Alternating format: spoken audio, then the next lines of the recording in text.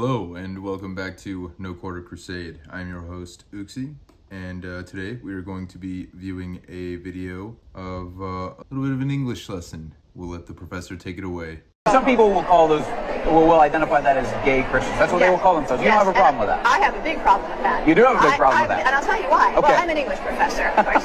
Gay is it's an adjective. Christian is a noun. And the job of an adjectival modifier is actually to change the noun it modifies. So you say you're a gay Christian, you know what you're doing? You're putting on the wrong team jersey. It's a paradox. And you're going out on the field and you're playing. And you're confusing everybody. You may be a Christian who struggles with same-sex attraction. You may be a Christian who struggles with any manner of sin. But as soon as you embrace an adjectival modifier and claim that as your identity, you are not identifying fully with Christ. And here is what you are saying. You say you're a gay Christian, you are saying, Holy Spirit, don't touch me there. That's off limits.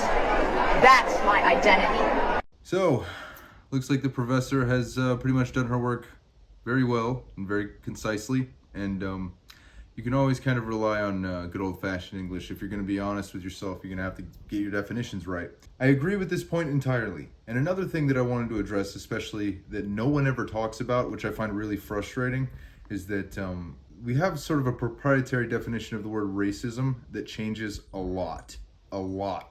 Like, and it changes depending on who you want to accuse of it, depending on who's making the claim or who's accusing whom of it. But at the end of the day, here's how I see racism. This is how I'm going to define it. So maybe you guys can actually understand this a little bit. And that way, nobody's freaking out. Nobody's saying anybody's hateful. Nobody's trying to read anybody's heart or their mind. From my understanding, the word racism actually just means differentiating between groups of people and noticing differences. And so I don't actually see anything inherently wrong technically with that. There's really nothing wrong with that if it's just a descriptor. And so it would be like sexism. The same way I see sexism is noticing differences between men and women.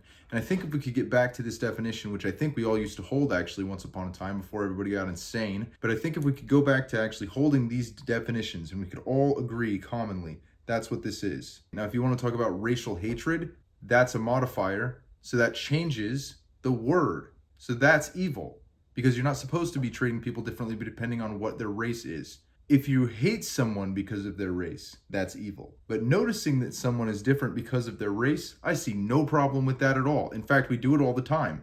All the time. We do it constantly. It's one of the things that we celebrate. It's a good thing that we're different. It's super cool. I like that we're different. But from what I understand, with our generation, we have a very, very, very bad problems with definitions and category errors. Really bad. And so when you ask someone, what is a woman? Since our ideology in the modern age requires us to just shift the definition around a little bit, bend the truth as it were, well, I guess we'll just expand the definition of woman so that it also includes men. And now, women can become men and men can become women because we just expand the definition to mean the other sex as well. If you do this enough times to people, you can actually reprogram the way they understand reality. And that's what they're trying to do to your brain. When they do things like that, they're trying to get you to say the sky is green. I'm here to try to refute that.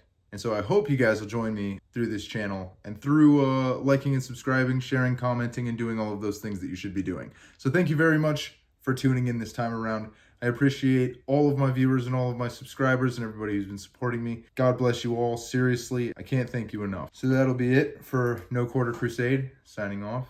Y'all have a blessed night. Can you build anything down? You cannot. Certainly time in our nation to change our words. And let's begin now to use the word up. Up from all of this filth. Up from this violence. Up from this indifference of courts. Up to the hid battlements of eternity.